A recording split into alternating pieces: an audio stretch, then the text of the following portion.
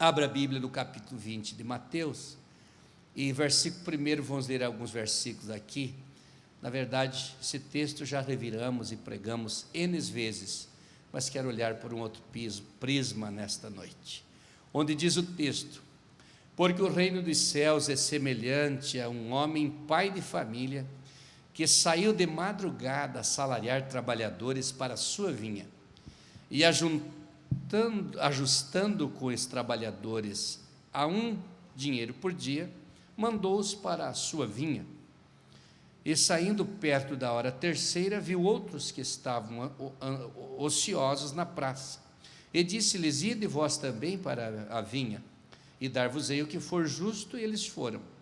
Saindo outra vez perto da hora sexta e nona, fez o mesmo.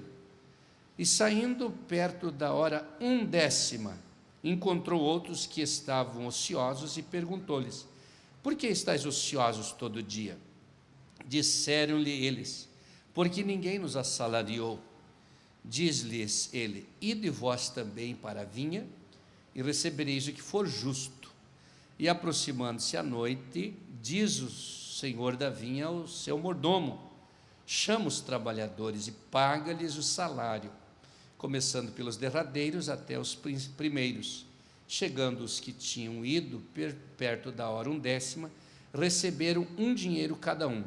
Vindo, porém, os primeiros, cuidaram que havia de receber mais. Mas, do mesmo modo, receberam um dinheiro cada um. E, recebendo, murmuravam contra o pai de família, dizendo: estes derradeiros trabalharam só 1 hora, e tu os igualaste conosco, que suportamos a fadiga e a calma do dia? Mas ele, respondendo, disse a um deles: amigo, não te faço injustiça. Não ajustaste tu comigo um dinheiro? Toma o que é teu e retira-te. Eu quero dar esse derradeiro tanto como a ti. Ou não me é lícito fazer o que quiser com o que é meu? Ou é mau o teu olho, porque eu sou bom? Assim, os derradeiros serão primeiros, e os primeiros derradeiros, porque muitos são chamados, mas poucos escolhidos. Glória a Deus. Esse texto já foi explorado inúmeras vezes, quando destacamos aqui a vinha, pensando, esta roça madura já, colheita e plantação, e épocas e estações, e já foi falado muito sobre isso. Numa das vezes nós falamos sobre os trabalhadores da última hora, que trabalharam 1 hora só, e receberam o mesmo salário que os que trabalharam o dia inteiro. E outro dia falamos também sobre a qualidade dos trabalhadores, aqueles que estão no topo, que nos concursos são os primeiros, são escolhidos para a Marinha, para o Exército, e assim por diante. Ou para as grandes empresas, pessoas versadas em áreas profissionais que exigem muito. Hoje, na área de TI, se exige muito. Em outras profissões também, pessoas habilidosas para trabalhar com grandes computadores, tornos sofisticados e tal. Por exemplo, engenheiro que fabrica um carro, engenheiro mecânico, o que trabalha com a parte elétrica do carro, o engenheiro civil, um arquiteto, são pessoas de top de linha. Depois, na questão profissional, e depois vai sendo reciclado outros e outros e outros, e até que chega um ponto que tem um grupo que não é escolhido, que não consegue trabalho, e fica ali fazendo o seu pedido de trabalho, e fica o dia inteiro na praça, ocioso, não consegue. Mas o pai de família vem e diz: por que vocês estão aqui ociosos o dia todo? Não, ninguém nos escolheu, ninguém nos chamou para o trabalho. Veio na nossa mente a situação das pessoas. Provavelmente tinha gente com a mão ressecada, gente paralítica, gente cego, gente surdo. Não se encaixava no perfil que a empresa precisava. Mas o pai de família resolveu dar serviço para todo mundo. Diz: não, vem vocês também. Trabalharam 1 hora só. Uma pessoa que ficou exausto, talvez não tinha nem comido, chegar só para participar do lanche, do encerramento. Mas o pai de família sabia o que ia fazer. Eu falei que a igreja do Senhor era exatamente o pessoal que talvez não passaram num concurso público, alguém. Nós temos gente de todos os jeitos, pessoas que vieram de lugares difíceis e foram resgatados por Deus. Talvez não, se fosse escolher essa pessoa para ser um atleta, não passaria no teste, mas no teste do exército de Jeová passou, e hoje é uma bênção. E olha que às vezes faz mais do que muita gente, glória a Deus, porque tem lugar no exército. Hoje eu estava pensando aqui, dando uma olhada panorâmica no texto, parece que está a fotografia de toda a Bíblia, para mim, nesse momento, em cima desse texto aqui, porque está falando dos horários dos trabalhadores, e vai estendendo o dia todo.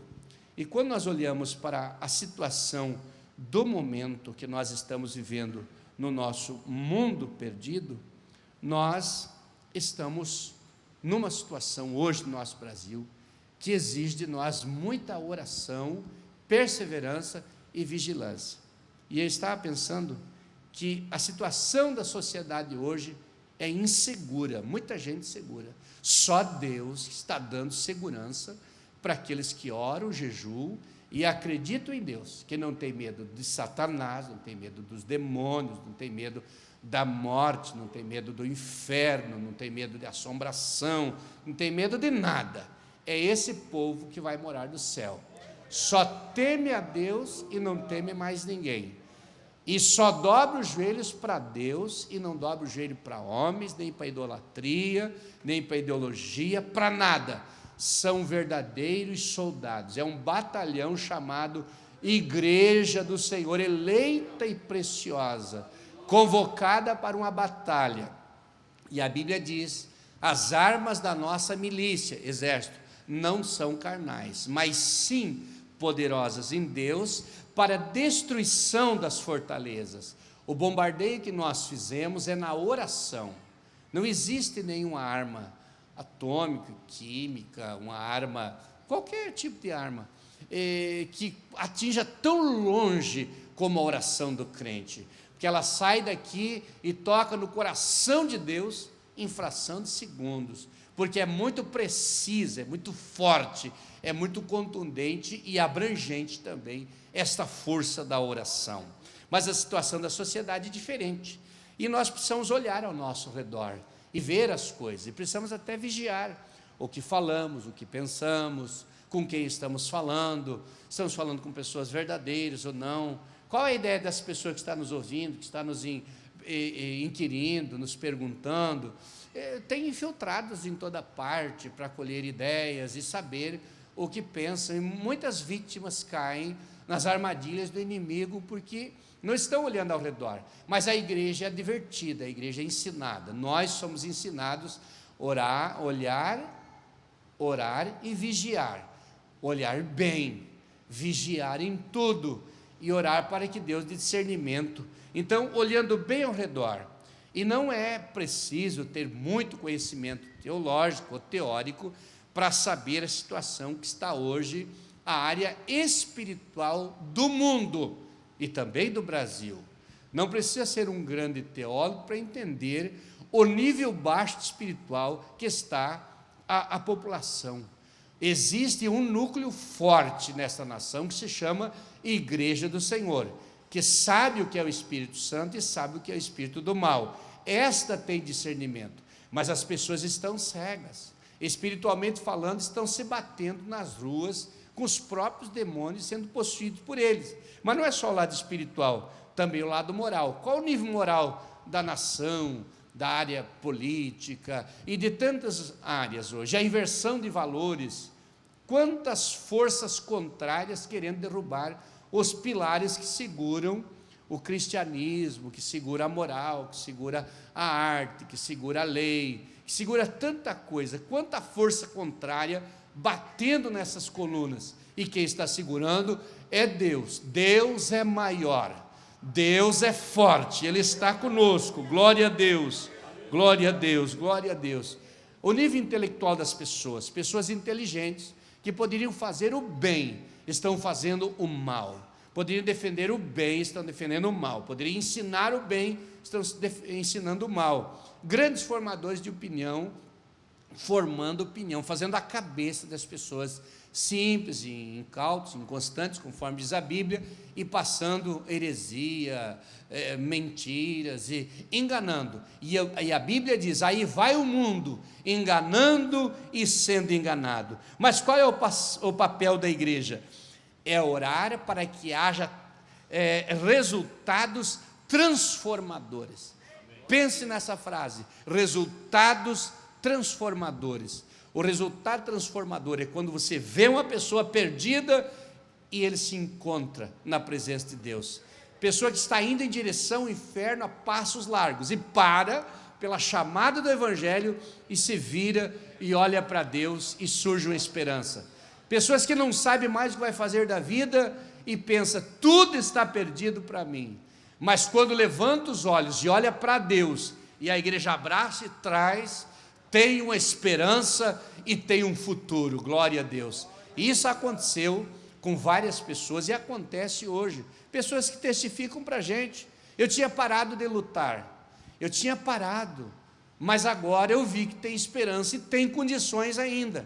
Eu tinha um amigo, um moço novo, quando eu era pastor, lá no oeste, há mais de 30 anos atrás, lá na cidade de Itá, eu tinha um amigo chamado Ademir, e o Ademir foi atravessar o rio Uruguai, e caiu na água, e ele era um bom nadador, e ele nadou, mas o rio lá dá quase 400 metros de largura, é muito largo o rio, e quando ele chegava perto, a correnteza levava mais para baixo, e chegou um ponto que ele foi cansando, e ele falou para mim que ele foi se batendo, e ele ia se entregar, mas ele ouviu a voz, e lembrou dos cultos, desses cultos aqui, como ele ouvia a palavra sentado na igreja, e às vezes também usava para dar testemunho, e ele escutou a voz de Deus dizendo: lute e não se entregue, e ele reuniu força de onde não tinha, e braçou mais e mais, e passou o fio da correnteza, e chegou do outro lado, sentou numa pedra,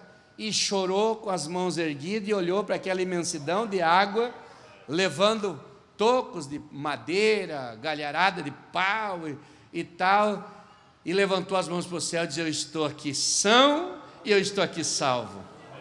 Fez uma volta a pé pelo mato para sair longe, pegar uma balsa e atravessar e voltar para casa, e chegou na igreja à noite chorando e glorificando a Deus, porque ele disse: eu reuni forças não sei de onde, veio de Deus, quando parecia que estava já indo água abaixo, estava afundando já, não tinha mais força, sabia que sabia nadar, mas não tinha mais força, sabia como sair, mas não tinha mais condições, mas recebeu de Deus a força e saiu do outro lado. Pode que aconteça contigo um dia, de você cair nas águas desse mundo e estar se batendo. Será que eu consigo? Você consegue, em nome de Jesus você consegue, glória a Deus. O Lara, não esse Lara que trabalhou agora aqui, foi embora para Chapecó, um outro pastor, ele era moço, servia no exército lá em São Miguel do Oeste, e eu era o conselheiro do Lara, eu doutrinador do Lara, ia visitá-lo cada 15, 20 dias lá no quartel, para doutrinar ele, para ele continuar firme nos caminhos do Senhor, fazia orar, fazia repetir versículo da Bíblia, se ajoelhar do meu lado, que eu não queria que fosse para o quartel lá e se desviasse, e ele era corredor. Diz que quando ele estava correndo, ele cansava facilmente, se entregava. E o comandante dele lá disse para ele: ó, meu filho, você tem um potencial, tu não pode se entregar, você ganha de todo mundo aí, só que você tem que ser persistente. Eu vou gritar contigo e tu vai no grito do comando. E quando ele estava quase perdendo, diz que os homens com as pernas compridas corriam muito, ele era mais baixinho, mas ele era rápido, e estava quase perdendo, faltava 2 voltas, o comandante gritava, e no grito do comandante ele aumentava 40% a velocidade, e chegava na frente de todo mundo. Deus tem 40% de força quando você pensar que não tem mais nada. Quando você pensar que não tem mais nada, tem 40%. Tem 40% ainda. Você imaginou na hora da canseira ter 40%? Na hora que disser não dá mais, hoje tu tem mais de 40%, porque você está bem. Hoje você tem 100%. Estou falando na hora da exaustão. Quando todos disserem que não dá mais, quando você se sentir perdido, quando você se sentir derrotado, vencido, então se esforce, porque tu vai ver como Deus vai trabalhar dentro de ti e te inflar uma força divina, e você vai. Deixa eu fazer uma oração. Feche seus olhos. Meu Deus, sei que o Senhor está trabalhando na vida do teu povo. Xalabachore, calabacharabalabacarai. Oh, glória a Deus, glória a Deus, glória a Deus, glória a Deus. Glória a Deus. Satanás vai tentar neutralizar as tuas ações. Satanás é campeão para neutralizar as ações do crente. Mas Deus é campeão para dar força ao crente. Glória a Deus. Ele não vai neutralizar a tua fé, Ele não vai neutralizar a tua pessoa, o teu trabalho, as tuas ações, porque você vai sair da frente e o nome do Senhor Jesus vai ser glorificado. Glória a Deus, glória a Deus. Você é o sal da terra, você é a luz do mundo. Glória a Deus. O clima está tenso, mas Deus está conosco. O clima está pesado, mas Deus está conosco. Eu estava aqui numa manhã, numa reunião de oração, e o Espírito Santo falou no meu coração, e eu disse: tem uma nuvem de peso em cima de alguém, e você está querendo mudar de endereço, mudar de casa, mudar de trabalho, para ver se foge dessa tranqueira, mas onde você está sob ti, porque isso não é só em cima de você, essa nuvem é grande, ela está em cima de muita gente, mas Deus bloqueia, fura essa nuvem de trevas, nuvem de demônios, e a tua oração chega a Deus, e a força de Deus vem sobre a sua vida. Glória a Deus. Daniel estava orando 21 dias, e estava ali exausto, buscando a Deus, e quando o anjo chegou, ele disse: desde o princípio das tuas orações, quando você começou a orar, a ordem foi dada na hora, e eu vim. Só que o príncipe da Pérsia ficou lutando comigo nos ares 21 dias, até que Deus mandou alguém. Esse alguém é o reforço na guerra. Esse alguém é o que abre o caminho. Esse alguém é o que domina as coisas. E eu vim para te trazer essa notícia, te trazer a nova. Glória seja dada ao nome do Senhor. Eu sei que você está lutando com inimigos astutos e perseverantes. Isso é difícil. Inimigos astutos, capciosos, venenosos, maldosos e perseverantes. Só que tem uma coisa: se você está sentindo o peso contrário, imagina o que está sentindo o teu inimigo. O moço chegou para mim e disse: pastor, a minha família, todo mundo trabalha com poderes ocultos. E quando eu chego em casa, ele diz que eu estou carregado, e eu sinto um negócio tão ruim, que eu quase não tenho fôlego dentro de casa. Eu disse: a Bíblia diz: resistir o diabo, ele fugirá de vós. Se você está sentindo isso, então imagina o que estão sentindo quem chegar perto de você. E ele chegou em casa orando e resistindo: o sangue de Jesus tem poder, em nome de Jesus eu sirvo a Deus, eu estou aqui com a minha vida consagrada, estou servindo a Deus. E quando entrou, as pessoas começaram a cair, se enrolar e se tortar e gritar, e ele botava a mão e ia repreendendo. Viu o que estavam sentindo? Parecia que ele era pesado, mas o peso maior quem estava sentindo era o inimigo. Quando você estiver sentindo um peso, não se esqueça que estão sentindo um peso muito maior, porque maior é o que está com nós do que aquele que nos rodeia. Deus está contigo, meu irmão, para te dar força e graça e sabedoria. Glória seja dada ao nome do Senhor. Segure firme, porque Deus está contigo. Segure firme, porque você vai vencer. Segure firme, não se entregue. Glória a Deus.